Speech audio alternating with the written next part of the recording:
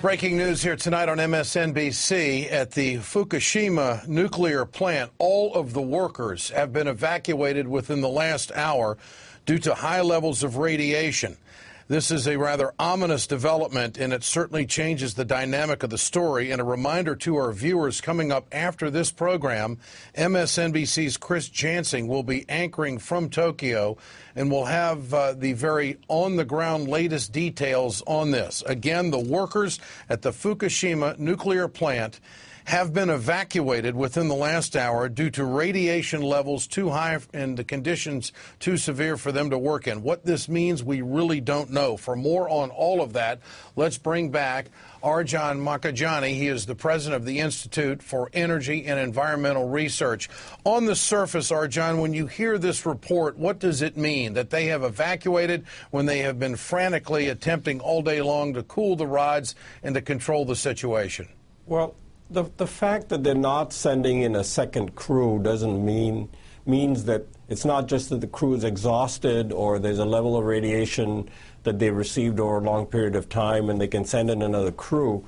It appears to be that the levels of radiation must be so intolerable that even work for a brief time has become very dangerous. So, you know, for a brief while, this kind of emergency may operate automatically in terms of injecting water and so on. The pumps can be left on, but it can't last for very long. A lot of the equipment in this plant is damaged, and, you know, this is really a fog of a giant nuclear accident, and it's very hard for me to tell what's going on, but it would appear to be headed in the direction of a very major radiological catastrophe. Japanese officials are not saying whether more workers are going to be going into that environment in the near future or ever, for that matter. That announcement was not made. But if it is unmanned and something were to happen at a higher level, you told us earlier that there could be a massive release of radiation, which could affect possibly how much of an area, you think?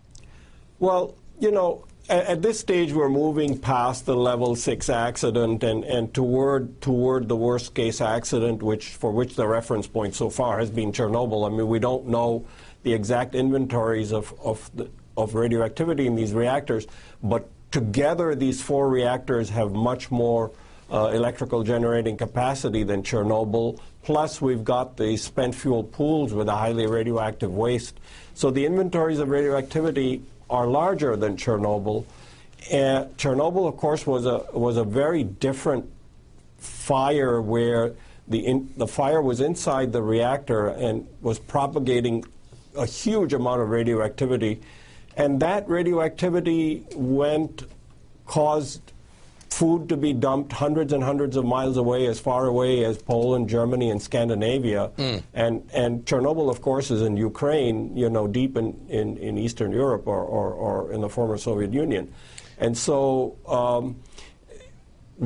I think this appears to be headed to a similar type of catastrophe if no cooling, even a minimal amount of cooling and venting of the steam cannot be maintained. It'd be a different mechanism of accident, but the release potential appears to be very grave. And quickly, finally, Arjan, the weather plays a big role here if there is a release, does it not? That's right.